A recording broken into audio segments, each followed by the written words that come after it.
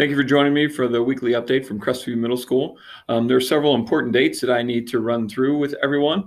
The first one is this Friday, the 23rd, ends the first quarter. So our students need to make sure that they're wrapping up all of their work, turning any missing assignments so that they can all be calculated in their grades for the first quarter. So that also means that second quarter begins on Monday, October the 26th. Students will all have brand new classes except for their language arts class. That's a little different for those that have CCLA. They will be starting a new class, but everybody's got new tiles. Those new tiles should be published in Canvas tomorrow morning at 9 a.m. So we encourage our students sometime after that to log into Canvas, check on each of their new tiles, find their course information, and be able to locate their Zoom links so that they can use them on Monday morning when we begin the new classes. Next week is Red Ribbon Week. In the email, there are several activities that your students can participate in or you can be part of. There are links for the Zoom meetings in the email for each of those events. Also, as part of Mindful Monday coming up on the 26th, our counselors have put together some information related to Red Ribbon Week in there as well. So please make sure that your students check those out on Monday sometime between that 7:30 and 8:45 time. Now, I want to make sure that everybody's clear about the upcoming days as we transition some students back to school. So the 26th through the 30th, that is all of next week, we will continue to follow the schedule that we've been utilizing since the beginning of our school year. If you printed it, it may look like this, but that starts with the Monday morning Mindfulness Monday, and then the students having their Zooms at 9, 10:15, 11:45, and 1. And then every student in the whole school having lunch from 11:15 to 11:45. That also include the office hours that were previously in there will be just for a couple days next week. So that schedule will be consistent for Monday through Friday, the 26th through the 30th.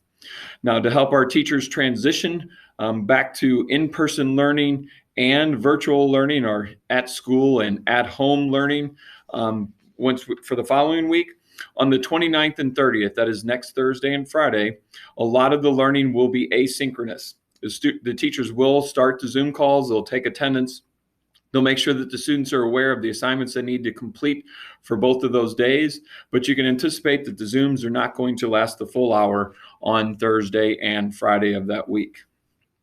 The second, we do not have school. It is a professional development day. If you are a new 7th or 8th grader, you should have received an invitation to participate in a tour and get to a miniature transition for our new families who are 7th and 8th graders. You should have received that from your grade level counselor, and if not, please reach out to them. Then the third is our election day, and we don't have school. Now, beginning on the 4th, we're starting our new schedule. In just a few minutes, I will run through what that schedule is going to look like. But the 4th, we will have those students who opted to return to school, 6th grade only, will come to school on November the 4th. On November the 5th, we will have 6th, 7th, and 8th graders who opted to return to school present. So they will be there for Thursday and Friday. Now, on that November the 4th, every student, whether you are at home or at school, will begin this new schedule. But it does not matter if your student is going to be at home or at school. This is the schedule that our students will follow. So if we just follow the 6th grade schedule for any of it, well, actually for all grades, we're starting at 7:47. So if you're at home, you need to be up and online and ready to go at 7:47.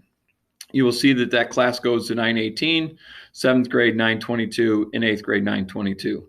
You'll see the 4-minute breaks that have been built in for the students in school to be able to transition. Following that, the 6th grade students will go to their second block class, which in this case is going to be period 4 because our schedule is going to be periods 2, 4, 6, and 8, 4 blocks 1, 2, 3, and 4. So the 6th graders will go to their electives, and the path of these classes will be laid out in Infinite Campus so students know what is their 2nd, 4th, 6th, and 8th class. The important thing to notice are the lunch times. So our 8th graders eat lunch first. So you will see that with the 8th grade block over here, one of our groups of 8th graders will begin their lunch at 10:25. And those are the students that have a teacher that is on the blue or gold team. The other students the other 8th grade students will eat lunch from 11:01 to 11:26.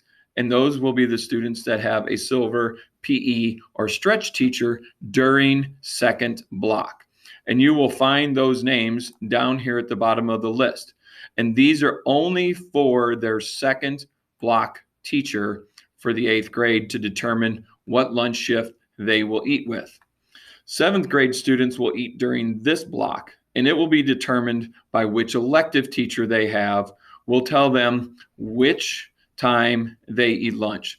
So if you have Miss Aberlat for your elective and you're a 7th grader, then you will eat from 11:33 to 11:58.